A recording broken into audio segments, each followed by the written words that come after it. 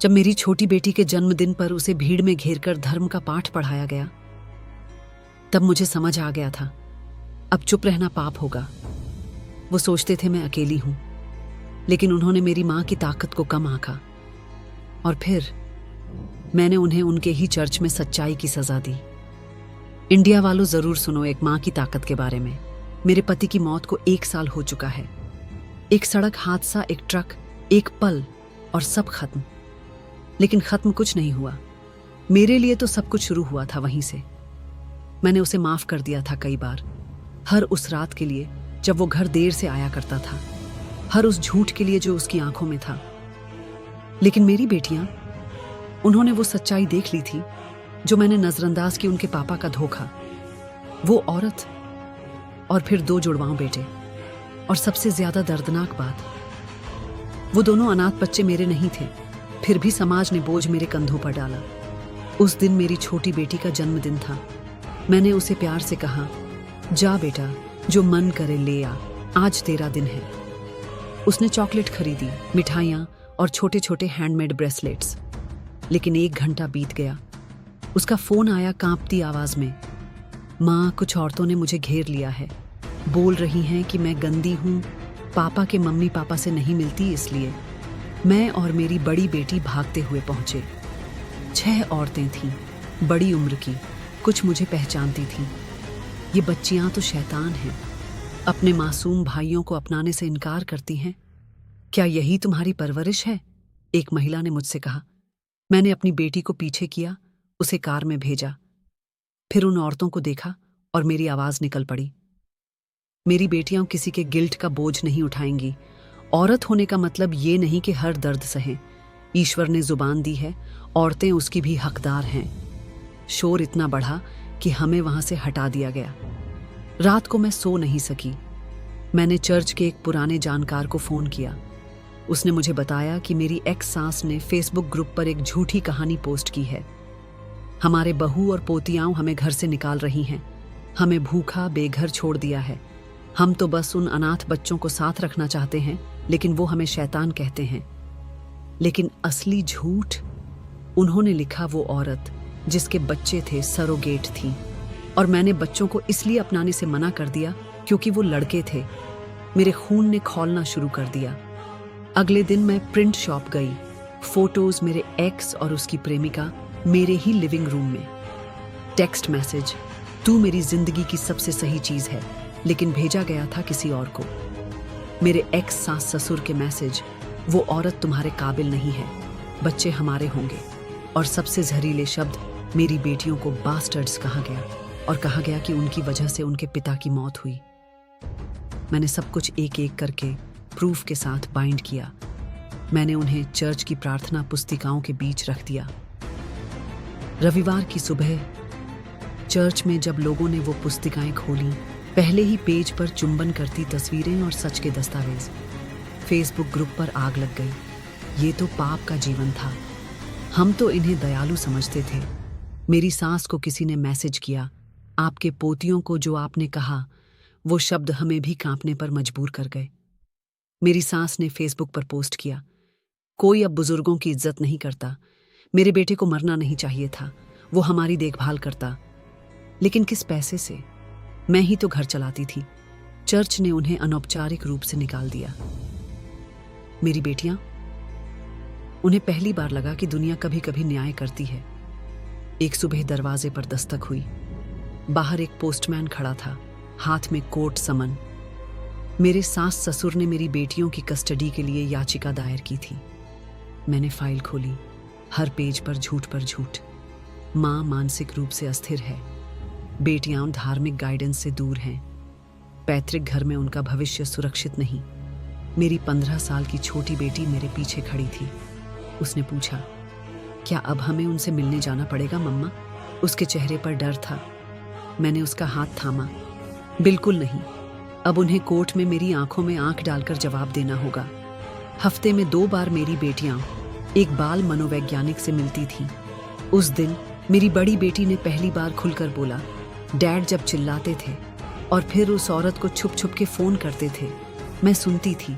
मैं जानती थी कुछ गलत है। हम उन्हें बताने में डरते थे, लेकिन जब मम्मा ने कहा कि अब और नहीं, तो हमें लगा कि अब हम भी खुल सकते हैं। थेरेपिस्ट ने मेरी तरफ देखा।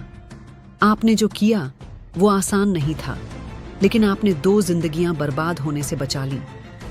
मैं पहली बार खुद को दोषी मानना छोड़ पाई। चर्च से बहिष्कृत होने के बाद मेरी एक्स सास ने एक नया मोर्चा खोल दिया। वो अब मेरे पड़ोसियों को उकसा रही थी। उस औरत ने अपने पति की वसीयत को हड़प लिया है। उसके घर की लड़कियां गुस्सैल हैं, एक दिन किसी को चोट पहुंचा देंगी। एक दिन मेरी पड़ोसन ने मुझसे कहा, आपके बारे में बहुत बातें सुन रही हूं, लेकिन सच क्या है? मैं मुस्कुराकर बोली, अगर आपके पास एक कप चाय है तो मैं सब बता सकती हूं। हमने 3 घंटे बातें की। जब मैं उठी उसने मेरा हाथ थामा और बोली, अगर कभी गवाही की जरूरत पड़ी तो मुझे बुलाना मत भूलना। कोर्टरूम भरा हुआ था। मेरे वकील ने दस्तावेजों की एक मोटी फाइल जज के सामने रखी। मेरी सास की वकील चिल्ला रही थी, ये औरत मानसिक रूप से अस्थिर है, ये बच्चों को उनके दादा दादी से अलग कर रही है। मेरे वकील ने मुस्कुराते हुए जवाब दिया, मानसिक अस्थिरता? यहां एक मां ने बच्चों के साथ की गई गालियों के प्रमाण रखे हैं, मैसेज, ईमेल और सोशल मीडिया पोस्ट्स। उन्होंने एक स्क्रीन पर स्क्रीनशॉट दिखाए, सास के वो शब्द जिनमें उसने मेरी बेटियों को पाप की औलाद कहा था। जज की भौहें टेढ़ी हो गईं। मेरी बेटियां भी गवाही के लिए कोर्ट में आईं। बड़ी बेटी ने कहा, मुझे डर लगता है उन लोगों से, वो हमें दोषी मानते हैं जबकि हम ही शिकार हैं। छोटी बेटी की आंखों से आंसू बह रहे थे। पापा अब नहीं हैं, लेकिन उनके किए का बोझ हम क्यों उठाएं माय लॉर्ड? कोर्टरूम में सन्नाटा था। मेरी सास की आंखें झुकी हुई थीं। चर्च की गॉसिप, कोर्ट केस और मेरे शांति से किए गए खुलासे ने एक लोकल अखबार की नज़र खींची। एक माँ ने दिखाया कि जब धर्म, समाज और परिवार सब खिलाफ हो जाएं, तो भी सच्चाई की एक चिंगारी काफ़ी होती है। मेरी एक्स सास ने अब सोशल मीडिया पर लिखना शुरू कर दिया, मैं अकेली हूँ, मेरे बेटे को माफ़ नहीं किया गया, लेकिन मुझे क्यों सज़ा मिल रही है? पर इस बार कोई जवाब नहीं आया। कोर्ट का फैसला आया, कस्टडी मेरी बेटियों की ही रहेगी। मेरे सास ससुर पर मानसिक उत्पीड़न का केस दर्ज होगा। चर्च ने ऑफिशियली कहा कि वह उस पोस्ट से खुद को अलग करता है जो मेरी सास ने डाली थी। उस रात हम तीनों ने एक साथ खाना खाया। कोई आंसू नहीं, कोई डर नहीं, सिर्फ सुकून। क्लर्क की आवाज गूंजती है, यह रहा मूल वसीयत का दस्तावेज, जिसके अनुसार संपत्ति का पूरा हकदार मृतक के माता पिता हैं। मैंने कागज को देखा, फिर अपनी बेटियों की आंखों में। मेरे अंदर हलचल मच गई थी। मैंने कहा, लेकिन उसने कहा था कि ये बेटियों के नाम होगा, क्या वो भी झूठ बोल गया था? मेरे वकील ने सिर झुका लिया। मेरे दिल ने धड़कना बंद कर दिया।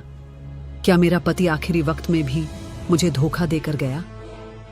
वसीयत के मुताबिक उसके पास जो बैंक अकाउंट और इंश्योरेंस था, वो उसके माता पिता को गया। मेरी बेटियां जिनके नाम पर उसने कहा था सब होगा, वंचित रह गई। मेरी छोटी बेटी रो पड़ी। तो क्या हम कभी उनके लिए कुछ नहीं थे? मैंने खुद को जब्त किया, बोल पड़ी। शायद वो सिर्फ वादा करता था, निभाना नहीं जानता था। उस रात मैं अलमारी की सफाई कर रही थी। एक पुरानी जैकेट की जेब में कुछ टकराया, एक लॉकर की चाबी। मुझे याद आया, एक्स के ऑफिस में एक पर्सनल लॉकर था जिसे उसने आखिरी साल में इस्तेमाल करना बंद कर दिया था। मैं अगले दिन वहां पहुंची। अंदर एक फोल्डर था, असली वसीयत। उस पर 2 तारीखें थीं। पहली जो कोर्ट में दी गई थी, दूसरी जो उसने बाद में खुद से बनवाई थी, मेरी बेटियों के नाम। लेकिन वो वसीयत गवाह के बिना अधूरी थी, यानी लीगल नहीं। उसने कोशिश की थी पर अधूरा छोड़ गया। कुछ हफ्तों बाद एक एनजीओ से पत्र आया, आपके पति ने एक बीमा पॉलिसी और शिक्षा फंड सेट किया था, एक महिला के नाम जिसने उससे गर्भ धारण किया था। अब वो महिला नहीं रही, लेकिन बच्चों के गार्जियन की तलाश जारी है। वो फंड मेरे एक्स के प्रेम संबंध से हुए बच्चों के नाम था। मैंने कहा, मैं उनकी गार्जियन नहीं हूं, लेकिन मुझे पता है कौन होना चाहिए, वो रिश्तेदार जो उन्हें अब पाल रहे हैं। मैंने उन बच्चों के नए गार्जियन से संपर्क किया, उन्हें दस्तावेज भेजे।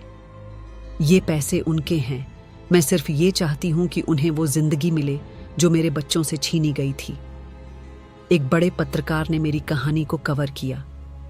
एक ऐसी औरत जिसने न सिर्फ अपने पति की सच्चाई उजागर की, बल्कि अपने सास ससुर की धार्मिक आड़ में किए गए पाखंड को भी उजागर कर दिया। मेरे घर के बाहर अब कैमरे थे, कुछ समर्थन में, कुछ सनसनी के लिए। लेकिन एक महिला इंटरव्यू लेने आई और बोली, मैंने भी ऐसा ही दर्द सहा है, पर बोल नहीं पाई। आपने बोला, हमारे लिए भी। चर्च से 2 महिलाएं मिलने आई। वो पहले मेरी सास की समर्थक थीं। हम आपको जज कर रहे थे बिना सच्चाई जाने, लेकिन अब समझ आया कि आस्था के नाम पर हम एक माँ को कुचल रहे थे। उन्होंने मेरी बेटियों को फूलों का गुलदस्ता और एक कार्ड दिया, हमारी तरफ से क्षमा याचना। हम आपको समर्थन देने में देरी कर बैठे। अंत में मेरी एक्स सास से मुलाकात कोर्ट के बाहर हुई। वो थकी हुई, झुकी हुई और पराजित नजर आ रही थी। उसने पूछा, तू खुश है? हमें सब कुछ खो गया। मैंने उसकी आंखों में देखकर कहा, मैं सिर्फ न्याय चाहती थी और वो मुझे मिल गया। मेरे बच्चों के लिए, मेरे आत्मसम्मान के लिए तुमने हमें अकेला छोड़ा था। अब वही अकेलापन तुम्हारे साथ है। कुछ महीनों बाद मेरी बेटियां स्कूल प्रोजेक्ट में लगी थीं। उनके कमरे में हंसी की आवाज गूंज रही थी। मैं किचन में चाय बना रही थी और पहली बार मन पूरी तरह शांत था। किसी फोन कॉल का डर नहीं, किसी चर्च पोस्ट का तनाव नहीं, कोई कोर्ट डेट नहीं। बस एक नई सुबह और 3 औरतें जिन्होंने आंधियों से लड़कर अपनी छत बनाई। कभी कभी सच्चाई शांति नहीं लाती, पहले वो तबाही लाती है, लेकिन उस तबाही के बाद जो आत्मा खड़ी रहती है वही असली विजेता कहलाती है।